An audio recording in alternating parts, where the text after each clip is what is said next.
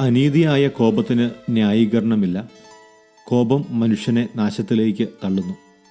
പ്രഭാഷകൻ 1:22. സ്നേഹം നിറഞ്ഞവരെ, ഇന്നലെ നാം വാക്കുകളുടെ ഉപവാസത്തെക്കുറിച്ച് ചിന്തിച്ചു. നമ്മുടെ വാക്കുകൾ വരുന്നത് ഹൃദയത്തിൽ നിന്നാണ്.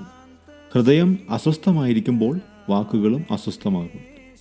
കോപം നമ്മുടെ ജീവിതത്തിൽ വളരെ സ്വാഭാവികമായ ഒരു വികാരമാണ്. പക്ഷേ അത് നിയന്ത്രിക്കപ്പെടാത്തപ്പോൾ ബന്ധങ്ങളെ വേദനിപ്പിക്കുകയും അകറ്റുകയും ചെയ്യുന്നു. പലപ്പോഴും ഒരു നിമിഷത്തെ കോപത്തിൽ നാം പറയുന്നതും ചെയ്യുന്നതും പിന്നീട് നമ്മെ തന്നെ വേദനിപ്പിക്കും. ഈ തപസ്സുകാലം നമ്മെ പഠിപ്പിക്കുന്നത് പ്രതികരിക്കുന്നതിന് മുമ്പ് അല്പം ശാന്തമാകുവാനും ഒരു നിമിഷം കാത്തിരിക്കുവാനും ദൈവത്തിൻ്റെ സമാധാനത്തിൽ നമ്മുടെ ഹൃദയം നിറയുവാനുമാണ്. കോപം വരുന്ന നിമിഷത്തിൽ ഉടനെ പ്രതികരിക്കാതെ ഒരു നിമിഷം ശാന്തമായി നിൽക്കുമെന്ന് നമുക്ക് തീരുമാനിക്കാം. ആ ശാന്തതയിൽ ദൈവം നമ്മുടെ ഹൃദയത്തെ നയിക്കും. കർത്താവ് നമ്മുടെ ഹൃദയത്തെ അവിടുത്തെ സമാധാനം കൊണ്ട് നിറയ്ക്കട്ടെ.